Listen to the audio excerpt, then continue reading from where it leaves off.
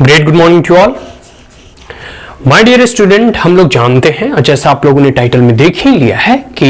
किस प्रकार से भारत को एक बॉरोड संविधान के रूप में या वैसा संविधान जो तमाम राष्ट्रों के संविधान के कुछ प्रावधान को अपनाया है, एसिमुलेट किया है। और एक देखो, बॉरोड का जो है ना, बॉरोड का मतलब होता है ना कर्ज लेना, लेकिन हमने किसी अन्य राष्ट्रों के संविधान से कोई कर्ज नहीं लिया है, बल्कि उनके कुछ अनुच्छेद, कुछ आर्टिकल, कुछ प्रोविजंस ऐसे जो कि इंडियन सोसाइटी, इंडियन गवर्नेंस के लिए बेनिफिशियल होगा और भविष्य को देखते हुए ऐसे कुछ प्रावधान जो कि भारत के संविधान में और एक कह सकते हैं ना कि एक नया इंसाइट, एक नया सिग्निफिकेंस को ऐड कर सकता है। ऐसे तमाम प्रावधान को कहा जाता है कि मोर देन 60 कॉन्स्टिट्यूशंस को, हमारे जो इंडियन कॉन्स्टिट्यूशन के जो फ्रेमर थे कॉन्स्टिट्यूएंट असेंबली में, जितने मेंबरान्स थे, उनका अध्ययन किया। 60 से भी अधिक संविधानों का विश्व में उस वक्त के जितने भी कॉन्स्टिट्यूशनल गवर्नमेंट थे या फिर एक प्रकार के कोई भी फॉर्म ऑफ गवर्नमेंट था जहां की कॉन्स्टिट्यूशन था, उस संविधान को पढ़ा गया और उससे अच्छे अच्छे प्रोविजंस, अच्छे अच्छे जो है अनुच्छेदों को आत्मसात किया गया और भारत के संविधान में इंक्लूड किया गया। ठीक है, तो बॉरोड कॉन्स्टिट्यूशन जो एक कह सकते हैं ना कि हमारे संविधान का एक इंपॉर्टेंट फीचर है, आज इसके बारे में जानने का प्रयास करेंगे। कुछ इंपॉर्टेंट पॉइंट्स हम जो है या लक्ष्मीकांत इंडियन पॉलिटी से पढ़ रहे हैं। Feature of the Indian constitution, characteristics of the Indian constitution. Is that clear? Now सबसे पहले हम यहां प्रारंभ करना चाहेंगे। ठीक है, इसमें डॉक्टर भीमराव अंबेडकर के एक बहुत ही फेमस कोटेशन जो उन्होंने कॉन्स्टिट्यूएंट असेंबली में बहुत ही प्राउडली जो है पूरे गर्व के साथ, गर्व की अनुभूति और गर्व की अनुभूति करते हुए उन्होंने अपने वक्तव्य में कहा था कि constitution of India has been framed after ransacking all the known constitution of the world. देखिए, डॉक्टर भीमराव अंबेडकर कहना चाह रहे हैं, ठीक है, डॉक्टर भीमराव अंबेडकर का एक कोटेशन है कि कॉन्स्टिट्यूशन ऑफ इंडिया, हमारा जो संविधान है, हमारे भारत का संविधान, ठीक है, मतलब भारत का संविधान जो है वो हैज बीन फ्रेम्ड, इसे तैयार किया गया है आफ्टर मतलब बाद में, after ransacking all the known constitution of the world. मतलब रैंसैकिंग मतलब एक प्रकार से कह सकते हैं ना कि अध्ययन करना, छानबीन करना और पूरी के पूरी तरह से विचार विमर्श करना, उसके बारे में जानना। तो उस वक्त के जितने भी नॉन कॉन्स्टिट्यूशन थे, जो भी संविधान उस वक्त में था, जितने भी राष्ट्रों के, उन तमाम संविधानों का आफ्टर रैंसैकिंग, पूरी छानबीन, खोज, विचार विमर्श करने के बाद जो है हम जो है भारत के संविधान को तैयार किए, उसका प्रारूप दिए और उसे फ्रेम किए। ठीक है, तो विश्व की जितनी भी संविधान थी, यह doctor Bhimrao Ambedkar constituent assembly में प्राउडली कहते हैं। ठीक है, गर्व के साथ। अगला जो हम इसमें पॉइंट पढ़ेंगे कि देखिए, हमारा जो है ना संविधान, हमारा देश जो है भले ही उस वक्त कॉलोनियलिज्म में था, एक प्रकार से कह सकते हैं उपनिवेशवाद से ग्रसित था और हम एक कॉलोनी के रूप में थे। मतलब तमाम इंडिया का जितना भी भूभाग था, अभी का पूरा बांग्लादेश, म्यांमार, थाईलैंड, इधर आपका श्रीलंका, नेपाल, भूटान, इधर पाकिस्तान, तो उस वक्त जो इंडियन सब कॉन्टिनेंट थी, तो उसमें अंग्रेजों का जो आधिपत्य था, तो अंग्रेज भी इंडियन में शासन व्यवस्था को सुचारू रूप से चलाने के लिए उन्होंने नए नए एक्ट्स लाए। नए जैसे पहले तो कह सकते हैं कई बार कोई रेगुलेटिंग एक्ट आया, पिट्स इंडिया एक्ट आया, चार्टर्ड एक्ट आया, काउंसिल एक्ट आया। ठीक है, इसी प्रकार बहुत सारे ऐसे प्रावधान, प्रोविजंस को वो भारत में जो है अपनी शासन व्यवस्था चलाने के लिए लाए, उसे इंट्रोड्यूस किए।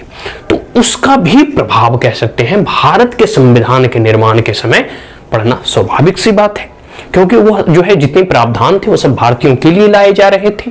तो उसका कहीं ना कहीं दूरगामी इफेक्ट, लॉन्ग टर्म इफेक्ट हमारे कॉन्स्टिट्यूशन के इवोल्यूशन पर पड़ता है।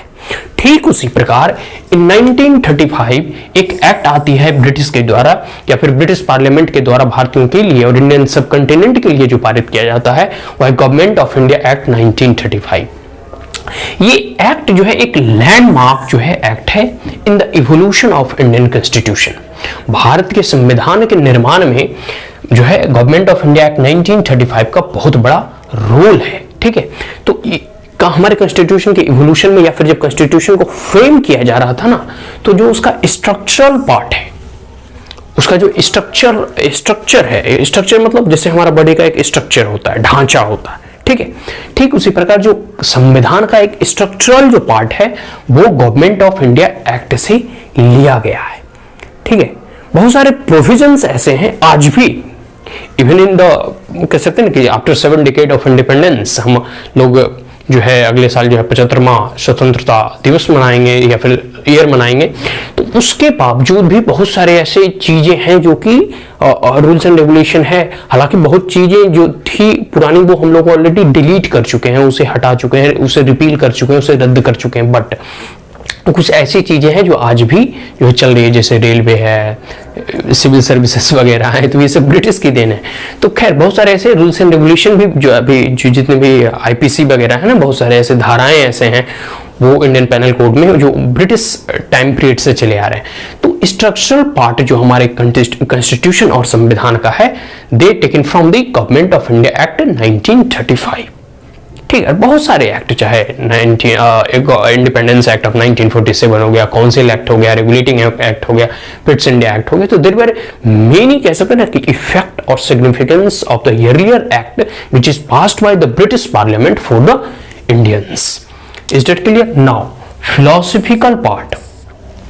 फिलोसफिकल जो पार्ट्स है वो लिए गए हैं, जैसे फंडामेंटल राइट हो गए, ठीक है, और डायरेक्टिव प्रिंसिपल्स हो गए। तो फंडामेंटल राइट जो है यूएसए से लिया गया है और डायरेक्टिव प्रिंसिपल जो है इरिश कॉन्स्टिट्यूशन से। जब हम लोग फंडामेंटल राइट के बारे में आगे पढ़ेंगे, इस पूरे के पूरे विस्तृत से मतलब एक डिस्क्राइब करके पढ़ेंगे, देयर मेनी फंडामेंटल राइट्स, उसका यूज, कौन कौन से आर्टिकल के कौन फंडामेंटल राइट है, उसमें हम इसको पूरे डिटेल में चर्चा करेंगे। बट फंडामेंटल राइट की जो फिलॉसफी है वो यूएस के कॉन्स्टिट्यूशन से ली गई है और डायरेक्टिव प्रिंसिपल की जो फिलॉसफी है वो इरिश कॉन्स्टिट्यूशन से ली गई है। तो फिलोसफिकल पार्ट्स जो है ना, फंडामेंटल राइट देखिए मूलभूत अधिकार या फिर मौलिक अधिकार, जो कि एक कुछ तो ऐसे मौलिक अधिकार हैं वो इंडियंस को भी होंगे और फॉरेनर को भी होंगे, मतलब एलियन के जो भारत के सिटीजन नहीं भी है उनको भी। कुछ ऐसे फंडामेंटल राइट हैं जो सिर्फ इंडियंस के लिए लागू होंगे। तो फंडामेंटल राइट के बारे में जब हम लोग विस्तृत डिस्कशन करेंगे उसके बारे में हम पढ़ेंगे, डायरेक्टिव प्रिंसिपल्स के बारे में भी पढ़ेंगे, लेकिन बस यहाँ यह जानेंगे कि जो हमारा फिलोसफिकल पार्ट है, like fundamental right and directive principles, they were taken from the USA and Irish constitution respectively. Now political part, ठीक है, पॉलिटिकल पार्ट जो है वो जो है जैसे कैबिनेट फॉर्म ऑफ गवर्नमेंट या parliamentary form of government, representative form of government, they are taken from the British constitution, ठीक है, ब्रिटिश के संविधान से लिया गया। और relation between the executive and legislature, ठीक है, किस प्रकार का संबंध एक्सिक्यूटिव विंग से और लेजिस्लेटिव विंग से होना चाहिए, या तमाम चीजें जो है ब्रिटिश संविधान से लिया गया है। देखिए 3 प्रकार के हमारे यहाँ कह सकते हैं ना कि विंग है या फिर ऑर्गन है, एक जुडिशरी हो गया, लेजिस्लेटिव हो गया और एक्सिक्यूटिव हो गया। तो the relation between the executive and legislative were defined as in the British Constitution and adopted by the Indians in Constituent Assembly during frame of the Indian Constitution, ठीक है। और कुछ अदर प्रोविजंस भी लिए गए हैं, जैसे कनाडा हो गया, जर्मनी हो गया, यूएसएसआर हो गया, अभी का जो रसिया है, फिर फ्रांस हो गया, साउथ अफ्रीका हो गया, जापान हो गया, ऐसे ना जाने ऑस्ट्रेलिया हो गया, ऐसे ना जाने कितने ऐसे देश हैं। मैंने पहले बता दिया कि 60 से भी अधिक जो है देशों के संविधान को रीड किया गया, उसे एक बार पढ़ा गया, उसे अच्छी चीजों को एसिमिलेट किया गया, लिया गया, ये क्लियर हो गया। तो अदर प्रोविजंस के लिए भी बहुत सारे कंट्रीज के कॉन्स्टिट्यूशन में छानबीन की गई कि कहां अच्छे प्रावधान है, प्रोविजन है, आर्टिकल है, अनुच्छेद है, उसे हम लेते हैं। और अच्छी चीजें तो एक बड़े बुजुर्ग कह चुके हैं कि अगर अच्छी चीज है, अच्छा ज्ञान अगर कोई बच्चा भी दे, आपसे कोई छोटा भी व्यक्ति हो, तो उसे ग्रहण करने में कोई बुराई नहीं है। तो जहां से भी अच्छी चीज मिले उसे हम लोगों ने अडॉप्ट किया। आगे है एक इसको लेकर जो है ना क्रिटिसिजम्स होता है इंडियन कॉन्स्टिट्यूशन को। बहुत लोग जो कह सकते हैं कि जिनको उतनी अच्छी से इसके बारे में नॉलेज नहीं है, या फिर जिन्हें जो है कह सकते हैं ना कि एक प्रकार के होते हैं कुछ लोग जो क्रिटिसिज्म में अधिक बिलीव करते हैं। एनीवे, सबकी अपनी अपनी एक फैक्ट एंड फिगर्स होते हैं हर चीज कहने का, लेकिन इसमें कहा गया है, बहुत लोग ऐसे क्रिटिसाइज करते हैं कि इंडियन कॉन्स्टिट्यूशन में इंडियन का क्या है। मतलब इंडियन कॉन्स्टिट्यूशन फ्रेम किया गया है, कोई ईरिश कॉन्स्टिट्यूशन से ले लिया, कोई यूएसए का ले लिया, कुछ ऑस्ट्रेलिया का ले लिया, कनाडा का ले लिया, जापान का ले लिया, साउथ अफ्रीका के कुछ प्रावधान ले दिए, उसमें भारतीयों का क्या योगदान है? देखिए, हम लोग लिए हैं सबसे, मतलब अन्य जितने भी राष्ट्र हैं जहां से अच्छे अच्छे प्रावधान और आर्टिकल जो हम लोगों ने उसे एसिमुलेट करने का प्रयास किया, तो उसे हमने आत्मसात किया, लेकिन according to our culture, our society, और कह सकते हैं कि उसे इंडियनाइज किया। इंडियनाइज इन द सेंस कि उसमें जो है पूरे के पूरे ए टू जेड जो है जिरोक्स हम लोगों ने नहीं किया, उसे लिया, फिर देखा कि भारत के समाज के अनुसार उसे किस प्रकार से जो है रिफॉर्म्ड या उसका मॉडिफिकेशन किस प्रकार से किया जाए, ताकि भारत के समाज और सोसाइटी में उसका जो है पॉजिटिव इफेक्ट पड़े। और कह सकते हैं एक प्रकार से कि जो भी हम लोगों ने लिया उसे हम एक मॉडिफिकेशन के बाद उसमें कुछ कह सकते हैं, अभी का जो अमेंडमेंट होता है ना, उसमें कुछ अमेंड करके हम अपने अनुसार उसे फिर से एक रूप दिए और उसके बाद हम उसे कॉन्स्टिट्यूशन में मिलाए। तो देखिए, यह एक प्रकार से इलॉजिकल है कि कह देना कि सब कुछ तो हम विदेशों से लिए हैं, इसमें अपना क्या है, because containing nothing new and original. इसमें कहा जाता है, जो क्रिटिसाइज करते हैं कि इसमें नया कुछ नहीं है, ओरिजिनल कुछ नहीं है, सब दूसरे देशों से लिए हैं, तो एक प्रकार से यह इलॉजिकल और एक प्रकार से कह सकते हैं अनफेयर क्रिटिसिज्म है, ठीक है। And these are the people who belong from such category, either they don't know all the provision of the constitution, और कह सकते हैं एक प्रकार से जो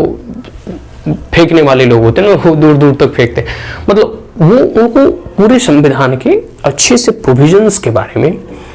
और किस प्रकार से उसे इंडियनाइज किया गया, हम तो एसिमुलेट करते हैं, लेकिन हम उसे अपने एक प्रकार से ना उसे अपना रूप दे देते हैं, अपना रंग दे देते हैं। वह जो आया है वह भारत के लोग जो है आफ्टर मॉडिफिकेशन जो है, जितने भी कॉन्स्टिट्यूएंट असेंबली के फ्रेमर, इतने तो मतलब वो थे नहीं, जिस बहुत बड़े बड़े लोग थे उसमें, लीगल लोग अधिक, लीगल डोमिनेशंस अधिक था, जैसे जवाहरलाल नेहरू एडवोकेट हो गए, महात्मा गांधी वकील हो गए, डॉक्टर भीमराव अम्बेडकर अपने आप में बहुत बड़े वकील थे, डॉक्टर राजेंद्र प्रसाद एक मतलब सर्वपल्ली राधाकृष्णन, आपके कह सकते हैं कि सरदार वल्लभ भाई पटेल, सभी मतलब एडवोकेट हुए हैं, तो कोई वकालत कर रहे होते हैं, तो उनको उतना तो सेंस होगा कि भाई हम ए टू जेड तो जिरोक्स करेंगे, उसमें कुछ मॉडिफिकेशन करके जो है कुछ फीचर्स को डिलीट भी कर दिया गया, कुछ फीचर्स को अपनी तरफ से ऐड किया गया, ठीक है, फॉर देयर ओन सुटेबिलिटी। किस प्रकार से भारत के समाज, भारत के कह सकते हैं कि लोगों के बीच में कोई भी ऐसे प्रावधान को किस प्रकार से सूट किया जाए और हम अपनी सुविधा के अनुसार उसमें क्या आमूल चामूल परिवर्तन कर सकते हैं, तो अपनी सुटेबिलिटी के अनुसार जो है हम उसमें परिवर्तन किए हैं, और फिर to Indian conditions and avoiding their faults. और कुछ ऐसे कह सकते हैं कि कुछ ऐसे जैसे ईरिश कॉन्स्टिट्यूशन में कुछ ऐसे फॉल्ट्स हैं, या फिर फ्रेंच से हम कुछ ऐसे प्रावधान को ले रहे हैं, यूएसएसआर से कुछ हम जैसे प्लानिंग कमीशन वगैरह का कॉन्सेप्ट लिए, तो अगर उसमें कुछ अगर फॉल्ट है, या फिर वहां की जो यूएसए की है, या फिर यूएसएसआर हो गया, कनाडा हो गया, ऑस्ट्रेलिया हो गया, वहां की जो समाज है, वहां की जो सामाजिक संरचना है वो टोटली डिफरेंट है एज कंपेयर टू इंडियन। तो इंडियन के समाज के अनुसार उसमें जो कुछ फॉल्ट्स वगैरह थे जो कि हमारे लिए सुटेबल नहीं थे, उसे हमने डिलीट कर दिया, उसे हटा दिया,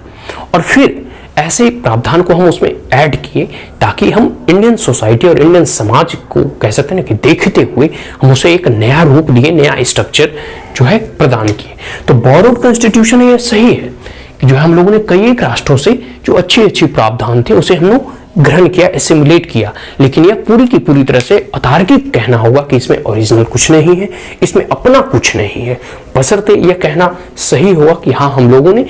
ग्रहण सबसे किया है, लेकिन उसे अपने तरह से अपनाने का प्रयास किया है, ठीक है, उसे इंडिजनाइज करके अपनाने का मतलब उसमें भारतीयकरण किया गया है उसका कोई भी प्रावधान का। आज भी देखो, चाहे डाटा प्राइवेसी रूल पे जो है सरकार जो है सोच रही है कि हम जैसे कोई रूल्स एंड रेगुलेशन फ्रेम करें, या फिर जो अभी आईटी एक्ट आया, तो इसमें ऐसा नहीं है कि आईटी एक्ट आया सिर्फ सारा का सारा जो है उसमें रूल्स एंड रेगुलेशन भारतीय को है, नहीं,